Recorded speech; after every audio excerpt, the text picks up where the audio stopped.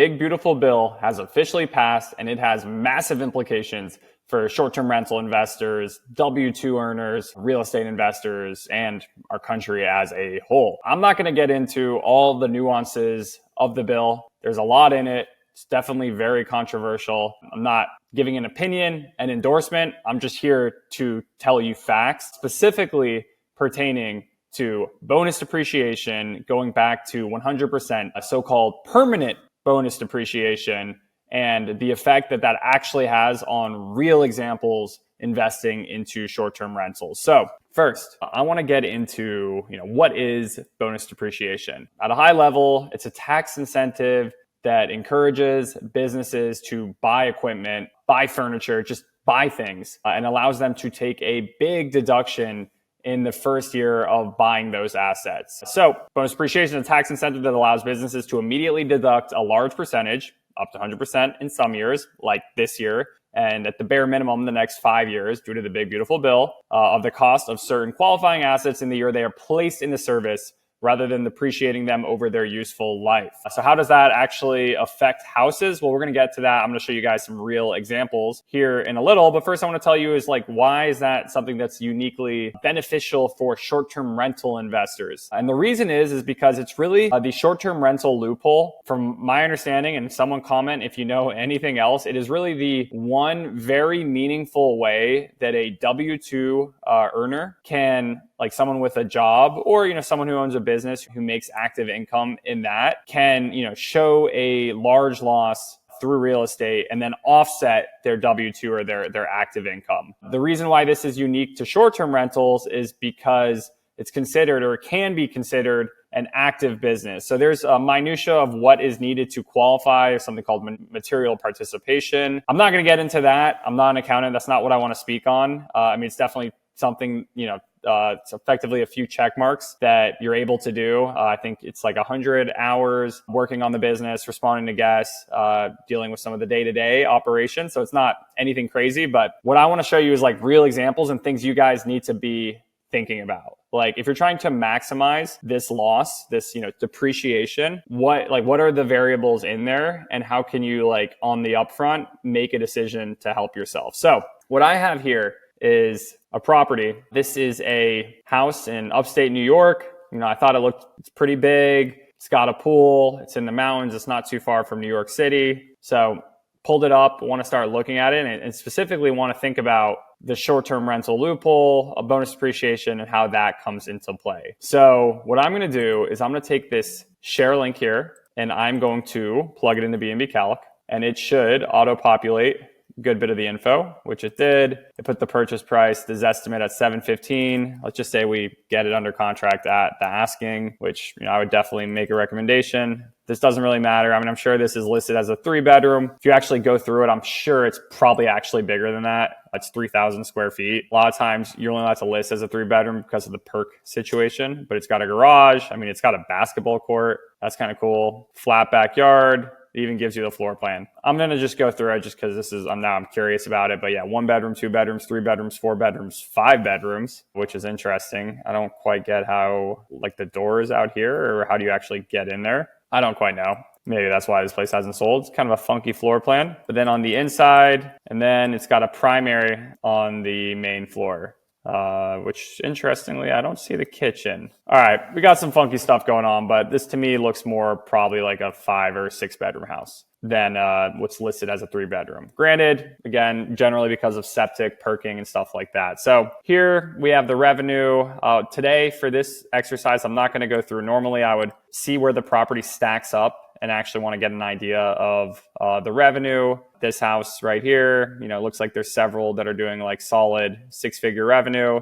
I would imagine that I could probably beat some of these out and do 6 figures. I'm not going to get too deep into it, but I'm just going to adjust this to get it to low 6 figures. But what's really important, and this is important because your profit is obviously an aspect of the investment. But what I want to get into is the short-term rental tax implications. So here we have a short-term rental tax calculator. There is a full guide where you can, learn about it, written out what everything is. But what I want to think about is, the tax implication of buying this property. So let's say I make $250K a year. If I buy this property, there's several things I'm able to deduct. One of them is going to be my interest.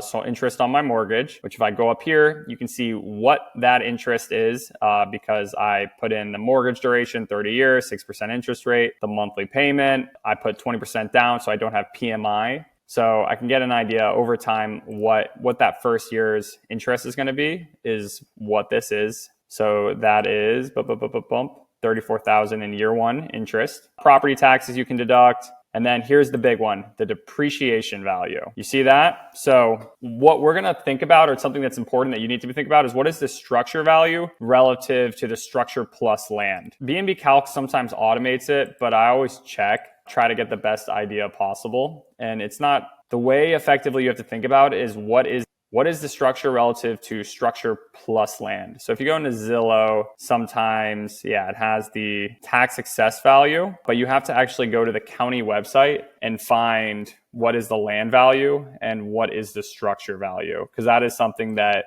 they break apart for you. So if you go to the GIS, so I'm on the GIS website, and what I'm able to see here is that the land value is 54,700, where the total value is 422,200. So what you want to find is what is the ratio of structure to land. I picked a more rural county because I knew that the land value was probably going to be less.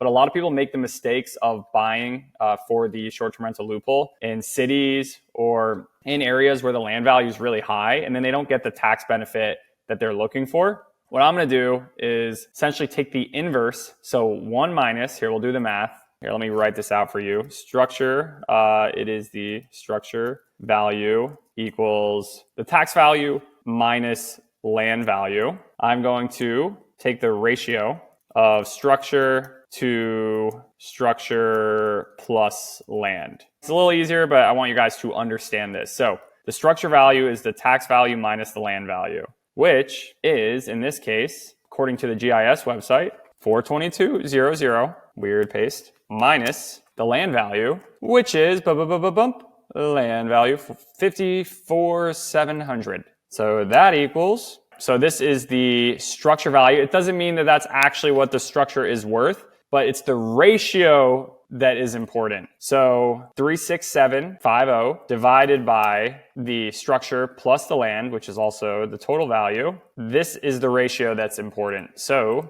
but that equals 87%. BNBCalc had the default at 70 because that's generally average. And if we're not able to find, I guess BNBCalc can't locate the information online, then it defaults to, if unavailable, it defaults to 70. However, here it's going to be 87%. What that just did is it really increased the structure value estimate. So you can also do bonus on furniture and repairs. Obviously, depending on what the repair, if it's an improvement, it doesn't count, but a lot of repairs you can depreciate or you can write off all year one. Furniture generally, I think, is a 5-year schedule. But again, with Mr. Bonus depreciation at 100%, you can do a lot of that on year one. What we do here is, you take the value of the appliances, the roof, the carpet, and generally, you can assume. So this part is a little complicated because essentially what you have is you have an entire house. That house is composed of a roof. It's composed of the floors. It's composed of the paint. All of these things are on different schedules. If you were going to not do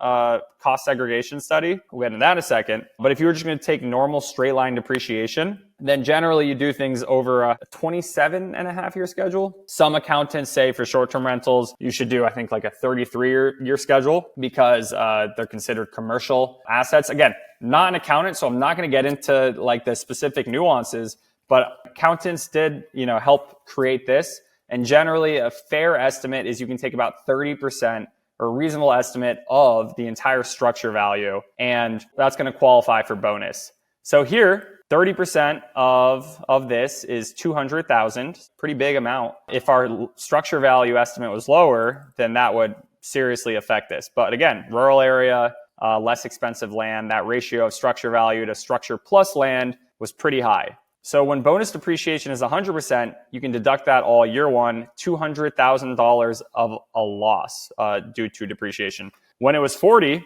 80,000. Do you see how big of a difference that is? Wow. 100, 200,000. 100% equals 200,000, whereas 40% is an $80,000. This needs to be updated. This is so recent that this is actually not true anymore. Maybe by the time you use this calculator, this will be updated to 100%. You can't take what's not bonus. You can only take what's bonus. There's other variables here. There's a yearly standard depreciation. There's still some left over from that. It's not only bonus. There's also standard depreciation that you can add, or accelerated plus standard.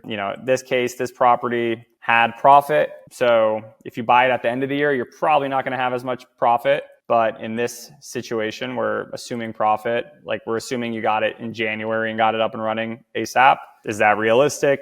Probably not. So actually, your operating income is probably going to be less realistically for this property. After adding back your profit, your deduction is $92,000. If, let's say you got it up in like October, November, so your occupancy is only, 10%, you actually lose money from an operating income perspective, then your deduction's actually a lot more. That was sitting at 40%, now it's 100%.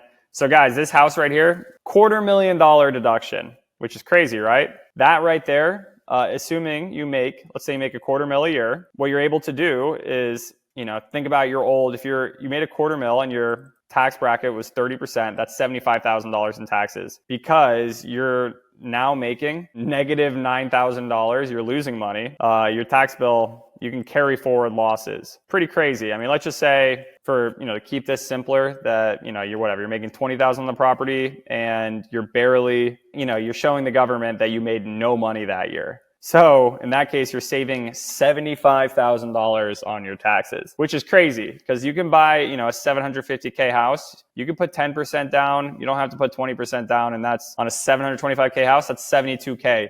So you can effectively get a free down payment. I don't know if that's quite the way to look at it, but your down payment can, if you buy the house 10% down, you might be able to get, a refund comparable to that amount. So what I'm going to tell you guys is definitely talk to an accountant. Make sure that you're working with one who understands. They understand cost segregation studies, because you are going to need to break up the house into its individual components. But definitely play around with BNBCalc. Play around, figure out areas, types of properties with higher structure to land value ratios, because that's super important.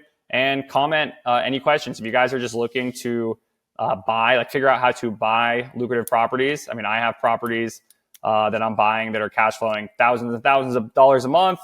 People I've worked with who, are cash flowing tens of thousands of dollars per month, which is kind of crazy on literally like an individual property, or $10,000+ a month on individual properties. I have more videos, and comment anything I can be helpful with. If you're looking for more hands-on help buying a property, I'm happy to have that conversation. I've worked with a bunch of people. There's going to be a link in the description below for that.